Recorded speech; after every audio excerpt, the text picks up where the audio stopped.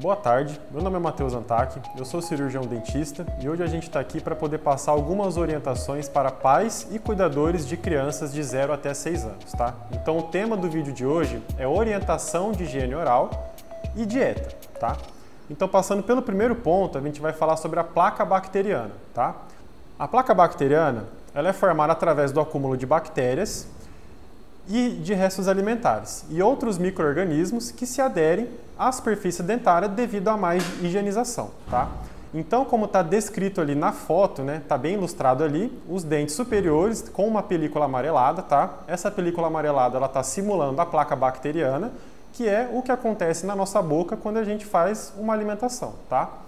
E o produto dessa placa bacteriana, quando ela fica muito tempo na nossa boca, ela pode levar à instalação de alguns problemas bucais. E quais são esses problemas, né? A gente pode ter a gengivite, que é a primeira imagem ali, que a gente vê a margem dos dentes, né, bem avermelhadas ali, então é um quadro de gengivite, geralmente acompanha sangramento gengival, tá? Ele pode ser tanto só esse edema, esse vermelhidão, mas geralmente ele acompanha o sangramento, tá? A gente também tem quadros de periodontite, que seria a placa bacteriana já calcificada, né? Então ali a gente já tem uma progressão de gengivite para periodontite, a gente começa a perder um pouco de osso e de algumas estruturas ali ao redor do nosso dente, tá? Outra coisa que pode acontecer é a cárie dental propriamente dita, né? A gente tem ali na segunda imagem do lado inferior esquerdo e a última imagem ali demonstrando ali imagens de cárie, tá? São alguns níveis de destruição dentária. E na segunda imagem do lado superior direito a gente tem ali uma ilustração de saburra lingual, que é resto alimentar que fica muito tempo na nossa língua e pode acometer mau hálito, né? A gente pode ter quadros aí de mau hálito, tá?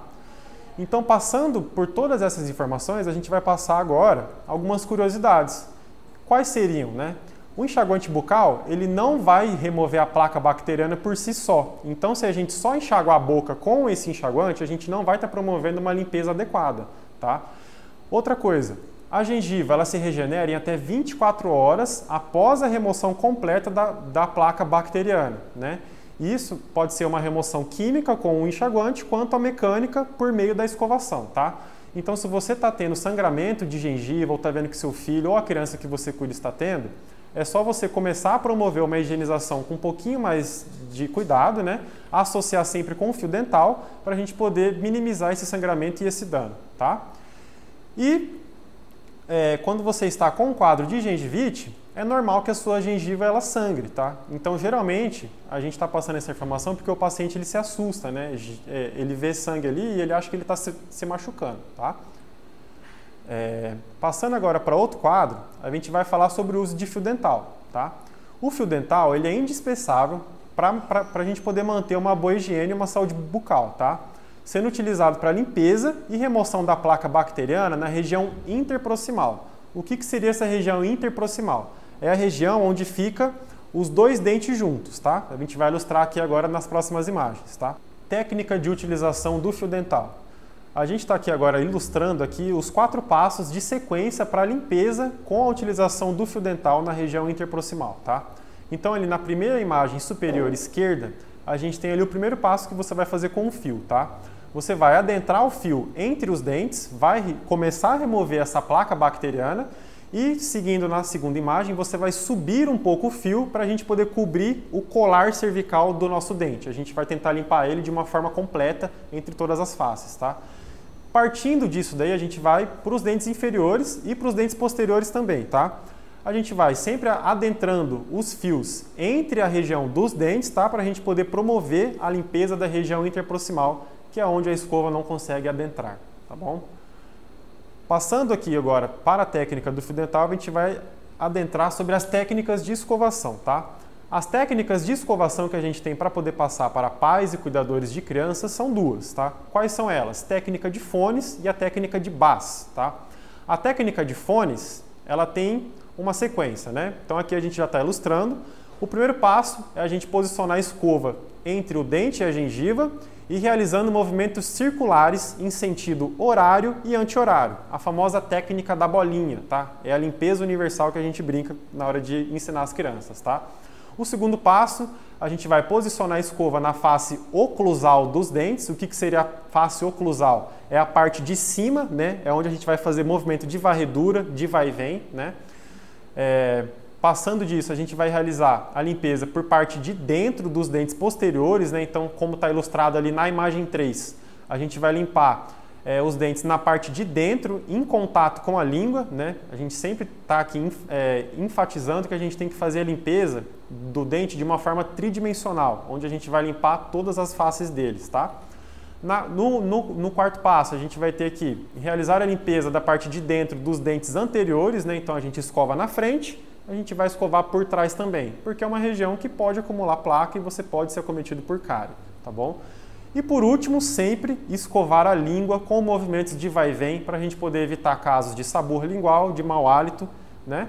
E estar sempre promovendo uma saúde bucal adequada. A segunda técnica seria a técnica de Bass, tá? Essa técnica, ela vai ter algumas diferenças, tá? A técnica de fones, que é a primeira, ela é mais enfatizada sobre movimentos circulares, tá? Essa daqui já é mais sobre movimentos vibratórios e pendulares, tá? Então, na primeira imagem, a gente vai posicionar a escova entre o dente e a gengiva, só que a gente vai fazer um pequeno ângulo de 45 graus para a gente poder varrer o dente de cima para baixo, tá bom? No segundo passo, a gente vai realizar também movimentos de varredura nos dentes posteriores, tá? Então, a gente começa limpando nos dentes anteriores, parte para os posteriores, tá? No terceiro passo, a gente vai posicionar a escova e a gengiva também em um ângulo de 45 graus, né, nos dentes inferiores e sempre limpando o dente tanto na parte da frente quanto na parte de trás, tá bom? E iremos finalizar a nossa escovação sempre escovando a língua, tá bom, gente? A gente tem que sempre escovar a língua para poder evitar acúmulo de placa, sabor lingual e evitar casos de mau hálito, tá bom? Agora a gente vai fazer aqui uma recapitulação dessas técnicas de escovação, tá? Quais são as diferenças entre elas, tá? A primeira técnica de fones, ela vai possuir o objetivo dela é sempre fazer a remoção da placa bacteriana e da matéria alba, né, que é o resto alimentar na superfície do dente, tá? O segundo é o que eu já enfatizei um pouquinho antes, são movimentos circulares, tá bom? Ela é ideal para crianças com idade até 6 anos, tá bom? E pode ser utilizada também com pessoas que têm dificuldades motoras ou pouco tempo disponível, né? Já que você precisa de um tempo um pouco maior para poder utilizar a técnica de Bass, né, que é posicionar em 45 graus, fazer movimentos de varredura, se você tiver com pouco tempo, você também pode se adentrar na técnica de fones fazendo as bolinhas, tá bom? A técnica de Bass, ela vai possuir um objetivo primário de limpar o sulco gengival sem promover danos, né? Então a gente vai sempre estar limpando o dente em conjunto com a gengiva, mas sem promover danos, por isso que nós fazemos movimentos vibratórios, tá? Não é movimento de força. O que diferencia dela também são os movimentos de varredura, tá? Ela é ideal para crianças que possuem coordenação motora, né, que já têm uma habilidade maior, ou que tenham, né, um problema periodontal, que é doença gengival e de osso, né, um sangramento recorrente, com um grau de maior importância, tá bom? Então, se essa criança está sendo acometida por esses problemas, essa técnica de escovação ela é mais indicada, tá?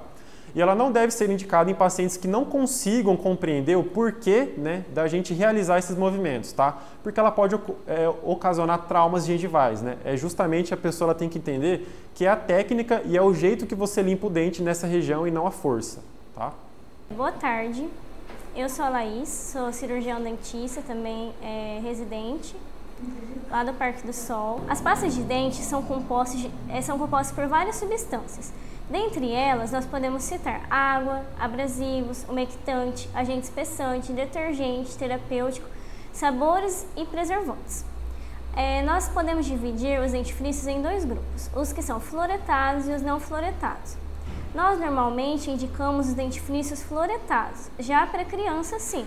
Desde que nasce o primeiro dentinho, a criança já pode estar realizando a escovação com o dentifrício fluoretado. O que muda é a quantidade de flúor e a quantidade de creme dental na escova de dente. Os dentifrícios fluoretados devem ter quantidade mínima de flúor entre 1.100 ppm e máximo 1.500. 1.100 ppm a gente indica para crianças porque elas ainda não sabem cuspir. Então a gente usa uma quantidade menor de flúor para essas crianças. e máximo 1.500, que é quando a criança já tem a habilidade de cuspir. A quantidade. De 0 a 3 anos, a gente indica que é uma quantidade semelhante a um grão de arroz cru, bem na pontinha da escova de dente, que é justamente só para o flúor exercer o seu papel protetor, evitando que a criança engula aquele flúor. De 3 a 6 anos já pode ser um arroz, o tamanho de um arroz cozido, e menor de 6 anos a gente indica 1 grão de ervilha. Nunca é igual como está ali naquela imagem, uma quantidade exagerada de creme dental, porque não vai ajudar e também corre o risco de acontecer uma intoxicação na criança e os dentes ficarem manchados. A dieta. Os tipos de alimentos que consumimos podem tanto proteger os dentes como acelerar o processo da formação de cárie. Porque quando a gente se alimenta, a placa bacteriana presente no dente tem como seu produto a produção de ácido. Esses ácidos que são responsáveis pela desmineralização do dente, porque atuam também diminuindo o pH bucal. Esses alimentos, então, nós podemos classificá-los em cariogênicos e os protetores. Os cariogênicos, nós temos o quê? São os ricos em carboidratos, glicose, sacarose, frutose. Muito comumente, as crianças gostam muito da bolacha, né, recheada, do chocolate, salgadinho. Salgadinho, a gente também tem que ter muito cuidado com o açúcar oculto. Não é porque um alimento é salgado, não tem aquele açúcar aparente que ele não é cariogênico. Pelo contrário, suco artificial, salgadinho, todos esses, ketchup, refrigerante, todos esses alimentos também são considerados cariogênicos por terem carboidratos em sua composição. O refrigerante também ele ajuda na diminuição do pH da boca.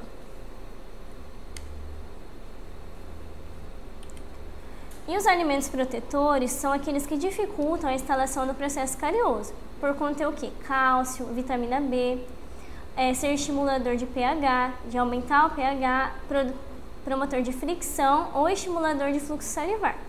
Nós temos aí os grãos, a maçã, todos esses estimulam a fricção, o leite também temos, por ele ser gorduroso, o micro-organismo não consegue aderir, fica muito aderido ali no dente. Então, quanto mais a criança comer alimentos protetores, menos chances de ter cárie ela vai ter.